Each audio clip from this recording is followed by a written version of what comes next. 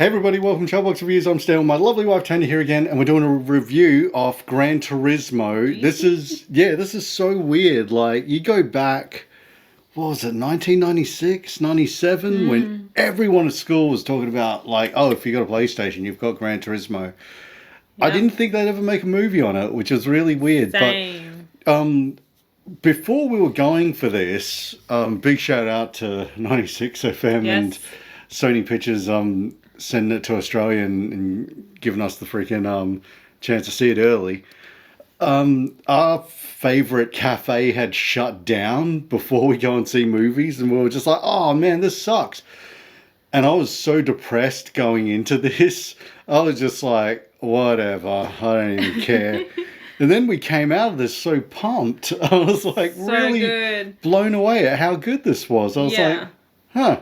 Yeah, we went from like a bit of a low, like with Betty's Cafe shutting down, and we can't find another one. But then I kind of got excited with Varsity Bar, and I was like, oh my god, awesome! You were still very upset. We went in to see Gran Turismo, and damn, this movie delivered.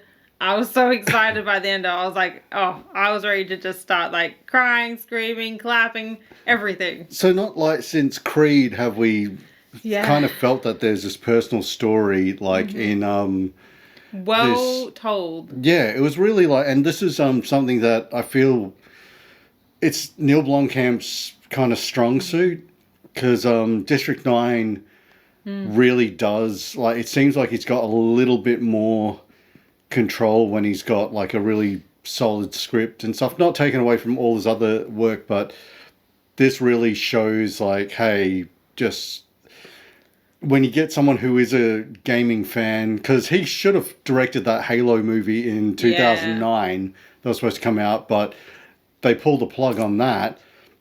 And yeah, Peter Jackson funded him to make District 9, and that made a bit of money and got him kind of off and running. But sort of to see him to do this and to have a pretty good, strong, solid cast of, like, you know, and it's plus two based off a true story and stuff. So it seems like they stayed accurate to making sure it was more like tied to the real world and stuff. But Yeah, I like the transitions between the real and the gaming world as well. I think they did that really, really well.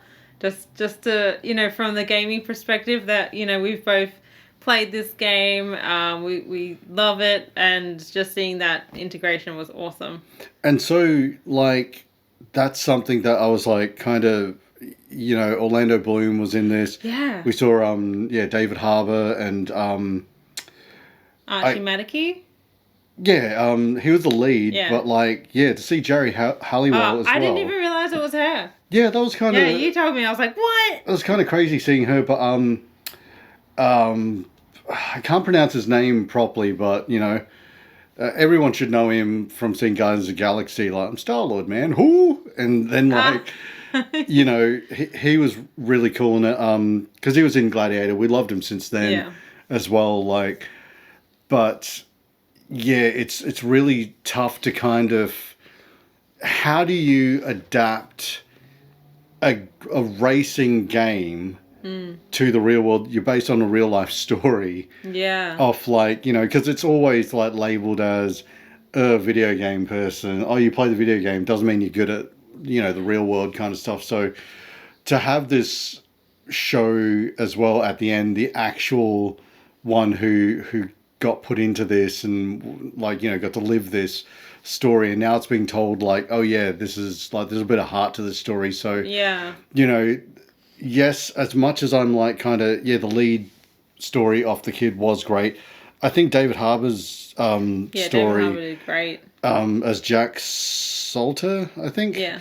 Yeah, his story really ties in well with this, because it is that student mentor kind of thing, showing that, like, okay, you can get all the money and all the freaking best mechanics and everything. It's always about the driver, the person's mental capability of being able to know the track, know the car, and know what they're doing. Yeah. Have instinct. And yeah, just to sort of see them integrate that, and like to not have Orlando Bloom's character be so cookie cutter clean. Like there is an agenda behind his kind of goal in the movie to do a media and presentation kind of thing, like, for it. That was cool. Like, the pacing was all good. It was great. The I fact that you feel like the tension, the vibe, and the whole cinema erupted. It was fantastic. Like, we're all clapping at the end. And there was a lot of people invested in this, and you have to see this at IMAX or VMAX. At Event Cinemas, we were lucky enough to see it. So, yeah, just to feel that ground level, like, bass pumping through you, like you're actually in the car. Good. You're on the racetrack and stuff, but you just can't help but be like, oh man, this is so, like, kind of like Blomkamp shot this really well. So well. And just there's a few shots and stuff where they do sort of integrate what the game was about, you know, showing first place, second place and stuff. You're never really lost at any point when the race is going on and stuff, like... Well, even showing the mechanics from the game to the real life situations, it was fantastic. Yeah, a little bit of integrated Fast and Furious stuff, like from the first Fast and Furious where it shows the engines and the pistons, everything's all pumping and stuff. Yeah. But then also, too, just to show, like, you know, it's not friendly out there on the track. Had the, like, what you were saying, Ford versus Ferrari kind of vibe. I had, like, my feelings of, like, when I first saw Creed, because I was on the edge of my seat. It's a human story. Yeah, it was awesome. Well, this is, like, yes, it is about kind of car racing and gaming world versus the real life kind of stuff. This is more of a story about people. Yeah. It does integrate a lot of that, like, you know, this is what it's all about, kid, like, you know, I hope you're ready. But it does have that human moment where there's certain scenes where you don't really get pulled out of the movie. No. There's no kind of moment in there where it's like preaching at you about, oh, yes, well, gamers can do it too. It's like, kind of, no, I've been studying this my whole life. Yeah. Like, you know, I've done... tracks, the cars, everything. I've clocked this. I know this track. I know what I'm doing. Like, can you trust me to do this? And they're just like, well, all right, let's see what you got, kid. And then when he does it, it's not always like, oh, he wins every time. Like, there is some moments where you're just kind of like, oh, man, there's a bit of failure in there and stuff. And of course, it's the ultimate underdog movie, and it's fantastic. And same, too, with, like, showing... like, I think the movie is based on risk. That's what it's all, like, centered around, of, like, taking a risk, getting kids to, like, you know, jump into these cars and race. Also, to follow your dreams. But also, too, like, you know, with risk comes not always rewards and stuff. But, like, I think they nailed the story. This is such a solid script. Dialogue was good. I think the lead was really good. I think support cast really did carry it a lot, mainly because they made it a human story rather than just like, racing, woo, let's do it. And it's just such an emotional journey halfway through it. But I went into this depressed, this movie, and I came out really pumped. And at the end, when they were like, there's certain moments where you're laughing and you're like clapping. There was a few cheers and stuff. Like, it was really kind of...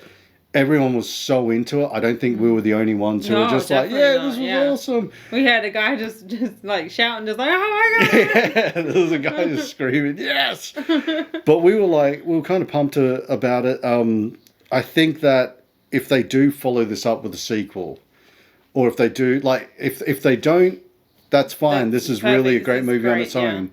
But if they do follow it up, I don't know if you need to stick with the based on a true story. It could go off and be its own thing, but same too, it's just sort of that, you know, at the ending where it's showing the comparisons of this is who played the dad and this is, you know, the dad in real life, and here's the actual racer, and by the way, he was our stunt driver in the movie and stuff for it. So that was really cool to see a lot of that kind of stuff. But yeah, it's definitely... I give it a 5 out of 5. Yeah, like, definitely... It made me want to play racing games. Yeah, I wanted to jump back into racing on the Xbox and everything. But, besides that, can you think of... Was there anything bad that you were like, No, I did. There was no clock watching. There was no me getting bored or anything. It was just, I just loved it. I felt like edge of my seat, invested in the story, invested in the characters, and just went on the ride with them. Like there was tears, there was moments of elation. It was really good. I really enjoyed it. There was a couple of moments where I did look over at you, and I was like, kind of looking at you, just full on I like was into so it. into it. And I was just like, kind of, you know, I had that moment of like, is it just me or is this really fun? And looking at you so into it, I was like half like clapping, like silent. Yeah, I knew, like, you know, especially too with the audience, everyone that the cinema we were in, Yeah. everyone applauding and everyone laughing all at the same time. It does feel like, oh wow, this was really fun to watch. Like, but yeah, I think definitely go out and see it in IMAX. Yes, check it out in cinemas, and when you see this, let us know what you thought in the comments below. And thanks for watching. Thanks for watching. Check us out on Facebook, Twitter, Instagram, and Twitch. Thanks for watching. Bye. Bye.